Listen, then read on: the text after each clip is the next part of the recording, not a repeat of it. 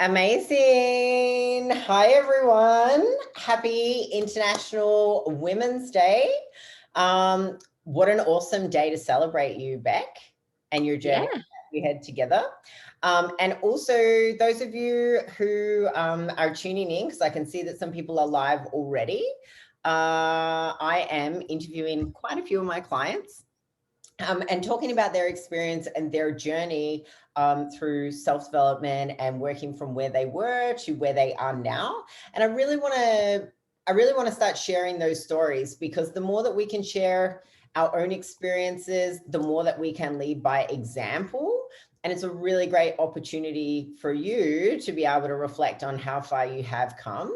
And this is one of the things that we should be doing on a regular basis more often, is reflecting on how far we've come, right? Because every time we do, we always find more. And I can tell by the questionnaire that I sent you back that you're like, oh, yeah. So welcome. Everybody say hi as you jump on. Right. Are you excited? Yeah, I'm nervous for some reason. Yeah, it's like you're famous. I'm putting the spotlight on you. So everyone, this is Beck. Beck, tell us a little bit about yourself. You live in Darwin. Oh, that wasn't in the questionnaire. It wasn't. It wasn't. But Okay. I want people to know you, right? So we're going to go a little bit off this and then a little bit freestyle, right? Cool. I don't like to stick to the script. So you live in Darwin, and I live in Darwin. Yep. When did I first meet you? Just over a year ago, I reckon. Yep. Feels like longer. Feels like we've known each other forever.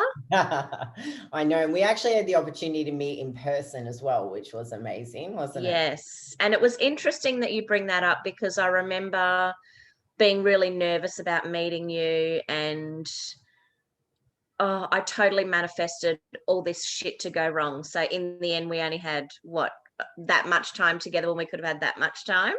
Yeah. So that was, it's amazing the power of the mind and what it can do. But yeah, so I am a mum. I've got 4 kids. I've got a fly in, fly out husband, and I just finished working. So I'm now a lady of leisure. I love this. I love this. And you totally created this lifestyle for yourself too, right?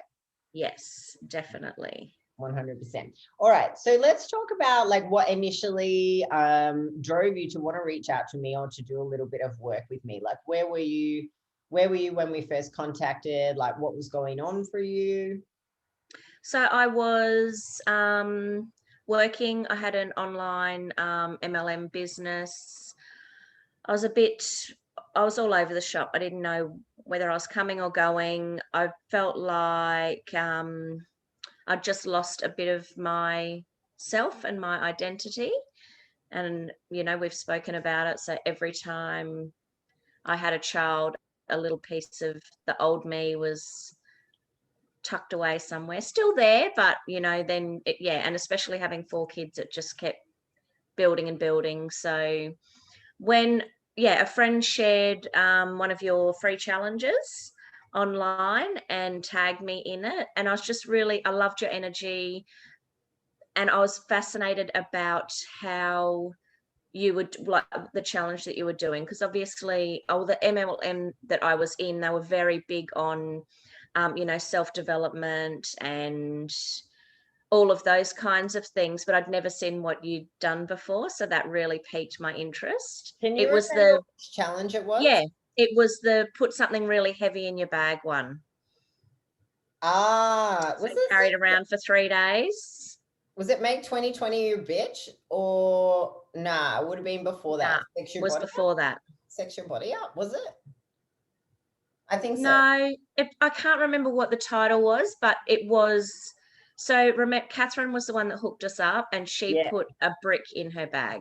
Yeah. And I actually didn't. Yeah, go. Yeah, go. I didn't actually do the challenge. I just watched all the videos and got in on the vibe and the energy, and because I had a sore shoulder at the time, And Yeah. I had a I big remember book this. that I was going to put in my bag, and I was like, oh no, that's just going to fuck me up for a week carrying a big book around in my bag.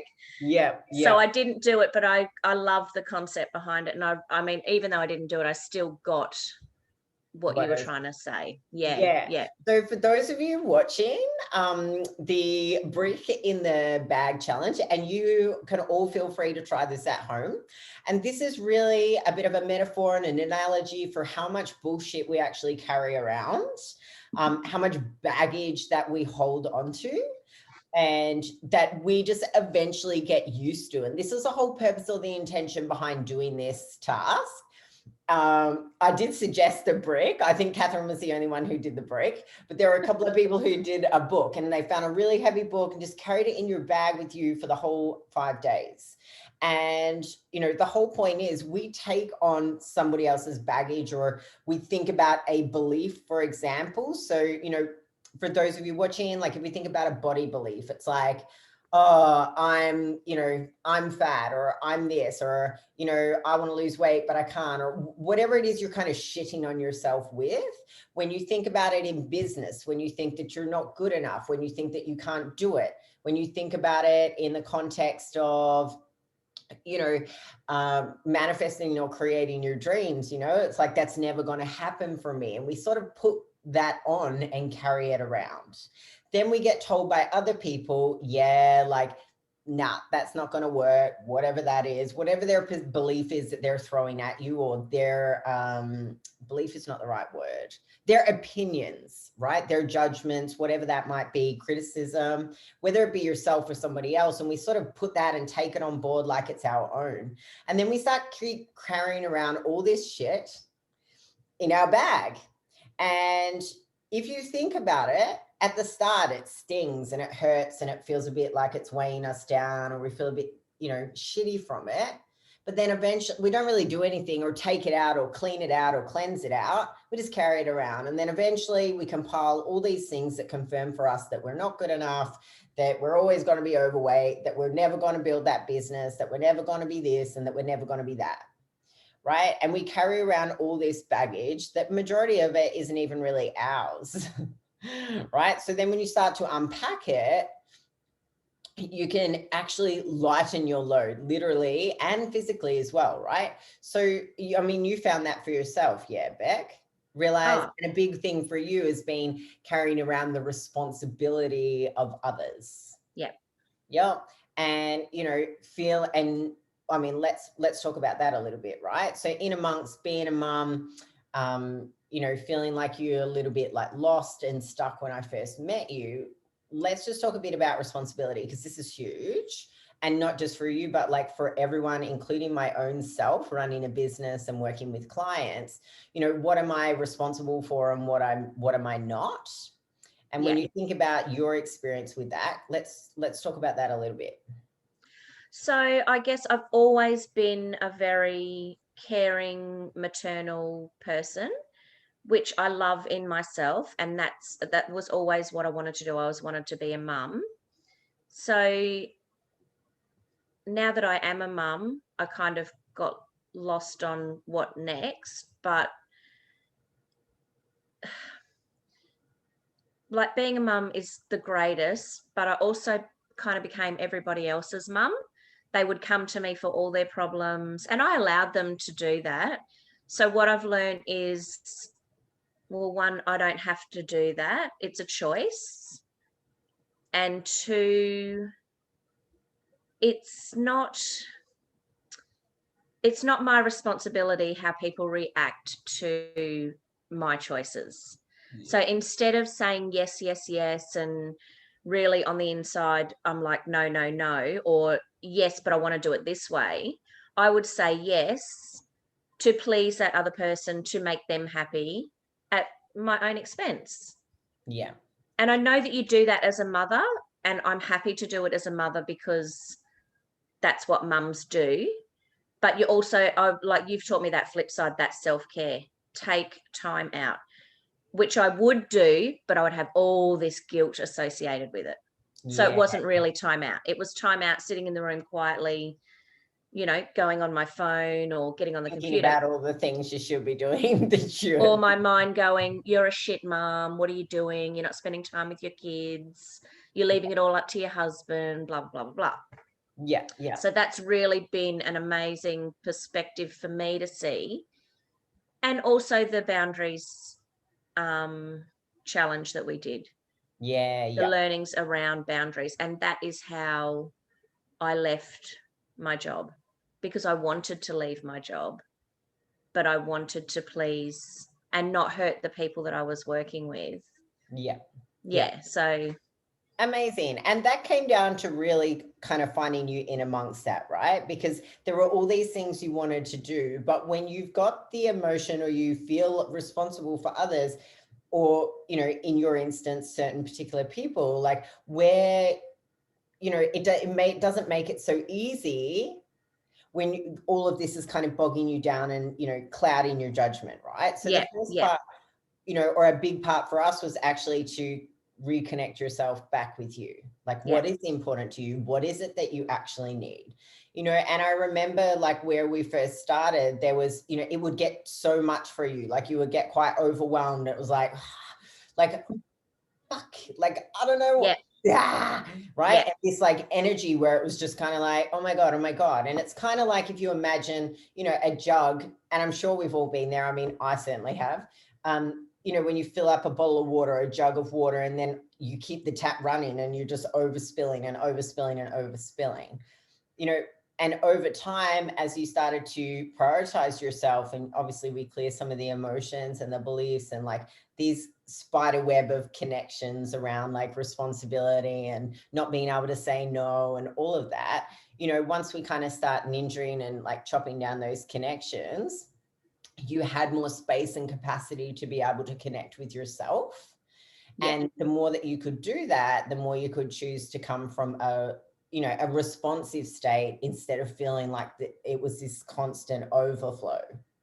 Yeah. And also all my values were misaligned. Mm.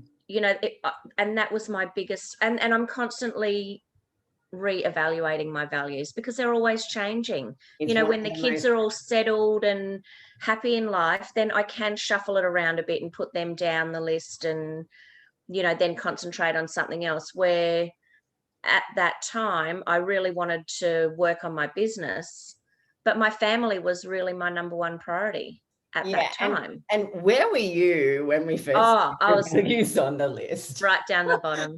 Yeah, So I now I'm remember. currently top place. Yeah, like I remember writing them down. I'm like, is she gonna like where is she gonna come on this list?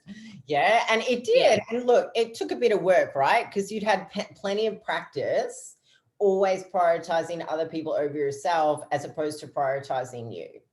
Oh, and I'm 45, so I literally I feel like I've been doing this for 40 years from my earliest memory of people pleasing. Yeah, So it's really ingrained in me. Used to be really ingrained in me. Now I'm still myself and I'm still a very giving person, but I also value myself way more than I did before. I always loved myself, but I didn't know how to do it properly, I guess. yeah, Do it with real intention and with real meaning and feeling. It was always like I wanted to be like that, but I didn't know how to be like that. yeah. And it took time, right? So here's something, that I've been talking about a lot recently. And I know that you wrote this on the form that I asked out, just around being able to like practice that. I can't remember exactly how you wrote it, but it was just around, yeah, continuously, not quite sure. Yeah, repeating, repeating, repeating, repeating, and repeating. Yeah. Because just because we change something, even if we change it unconsciously, right? If we're not putting the practice in, if we're not continuously practicing what it is that we're preaching, right? It becomes more challenging because sometimes we just do it once and it's like, oh, that's amazing. And then it's like, how the hell did I end up back here? I don't know. What's going on? Yeah. And I find the more that you practice, the more that we work through it and the more that you showed up for yourself, just the easier and everything sort of fell into place and flowed better for you. Yeah, and it's just having that understanding, that like you say, you don't know what you don't know until you know it. I Yeah, love you that don't saying, know and what you I don't say it to know. my kids. Yeah, until you know it. Yeah. Education Yeah, and is, yeah, sorry. it, no, it's just it's so true. And even like as a wife, and nagging my husband about those little things that annoy him, what you've taught me around that is just wow. And so I just will stop and just have that pause before I launch. And Yeah, sometimes I continue to launch because I feel like it's valid. And other yeah, times I can just take a breath and walk away, or yeah, yeah. it's look, and I don't think it will end here. It just keeps on going and going and Well, you going. can't unknow something. I Yeah. was having a conversation the other day with Hendrix, and I was just like, I can't unknow what I know. So like there's no way around it now. Like I Yeah. already know this info. Like I can't be ignorant to it. I can't pretend that I don't know it because it'll just continuously show up. And it's just an opportunity to learn. And that was the thing that I was going to say, for yourself, how much you loved the educational side of it as well. Like actually understanding like what it was that you were changing, like what was going to be the benefit for you, and then to actually see it come to fruition or come to real life in your Yeah. reality. That was Yeah. a huge thing for you. But And also I love that the whole practice of what you do and how you do it. Like I remember when we first met and we had that first interview, and you were saying, what sort of things do you want to work on? And I kind of fluffed about around the top, you're and a great you fluffer. know, bit of this, a bit of that. Yeah. And then, I didn't want to go into the deep stuff. And I've never wanted to go there. I would rather just kind of lock it away somewhere. But when we do go there, it's not it's not specific, and it's a whole feeling, a whole, do you know what I mean? It's hard to say, without giving away everything that you do. Not that that's a secret, but the way that you do it, I love that it's not so deep. It hurts, but it's not so deep that it cuts you right open again. Yeah, I understand Yeah. what you're saying. And also, like you wrote on the document, like it's not as scary. It's not as scary No, as you initially thought. no. And that's why I fluffed about so much, because I it's that fear, Yeah. but fear, I've learned, is a good thing. It's growing, it's moving forward, it's facing it, and yeah. Yeah. And, for a lot of times, it's really just about being able to be truthful and face our own stuff, Yeah. and really just be honest with ourselves. And that is the challenging part. Like, quite often I will ask people, what's the one thing that you want to do that you're not doing? And everyone always knows the answer. They might pretend that they don't know the answer, but they're actually in like shit. Even me, right? And it's for whatever reason we create this like thing about it's going to be scary, or I don't know, or I'm going to fail, or I'm going to be this and be that. But we actually don't know unless we move forward. We actually don't know unless we give it a go, right? And the worst thing that can happen for, this is a great question that you guys can ask yourself at home. Like, what is the worst possible thing that's going to happen by me giving this a go? And the thing is, nobody really answers the question. Everyone's just like, Yeah. oh no, I don't, what is the worst thing that's going to happen? I don't know. People, you might have a laugh, or we think that maybe people would have a laugh or whatever. But the truthful answer is nothing. Like it's just not. Then it didn't work, so we just do something else. And the honest truth as well with other people is that no one even really notices. Everyone's so focused on their own self that whatever story we're making up about how we're going to be perceived or judged is really just the judgment on ourselves, right? Yeah. And that I find is like, that's one of the most challenging things when you do the self work, is like keeping your eyes in your own lane. Yeah. Yeah, definitely. It's like I tell the kids, one of them had to get up and do assembly, and I said, every parent is staring at their own child. They're not looking at you. I'm looking at you because you're my kid. Yeah. So and it's the same in life. You're right, everyone's to a degree looking at themselves and where they're headed.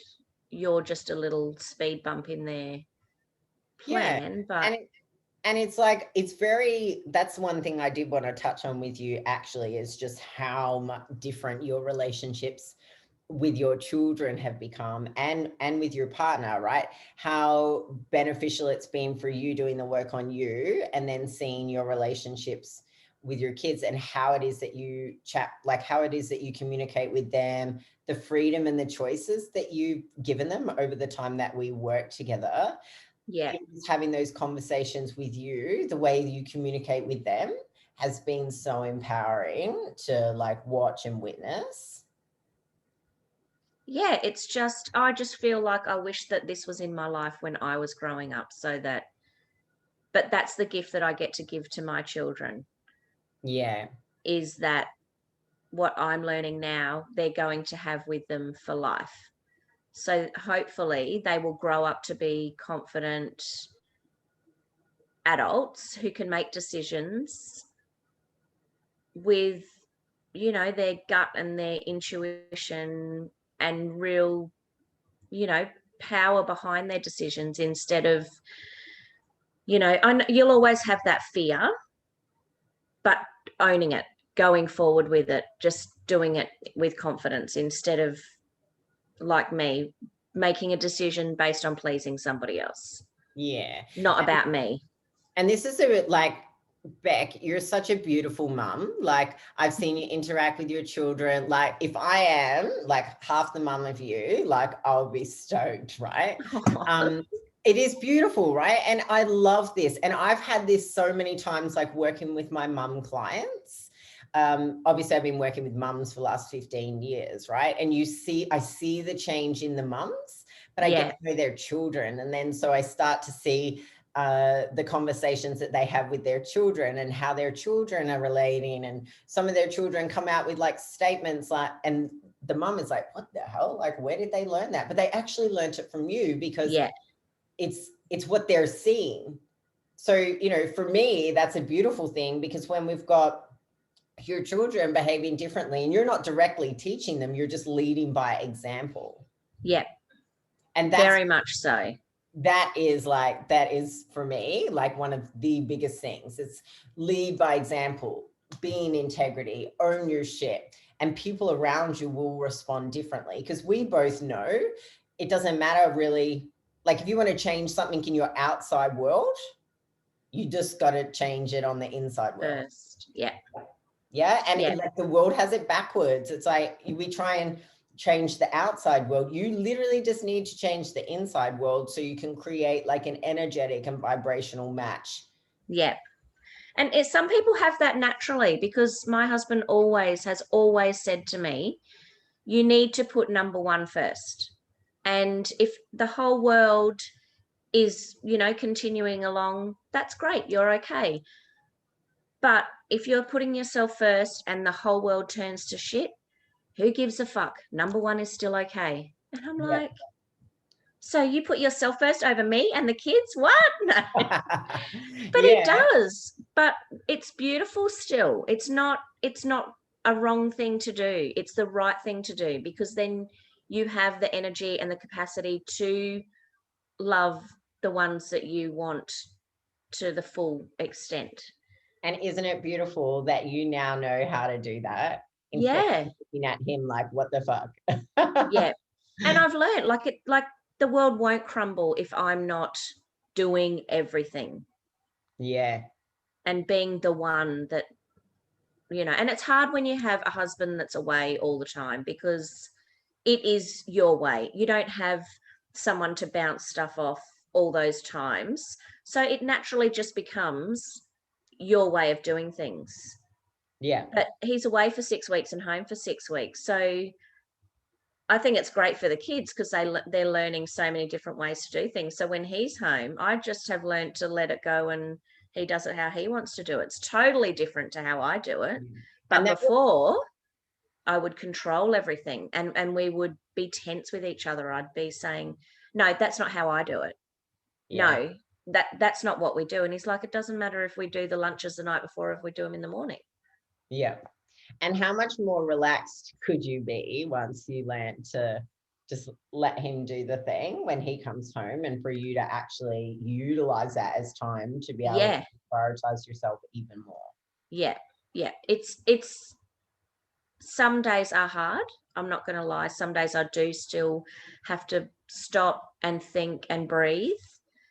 But usually that's when I'm getting my period, or, there's all those hormonal things that come into play. I'm really lucky because I've got a great husband who is so open and understanding and respectful of me and my changes and my moods and all of that sort of stuff. So it makes it easier, but yeah, it's not sweet and beautiful every day as Yeah. much as I would Well, love it. Well, you don't then get there will that, be like no you say. opportunity for growth, right? Yeah.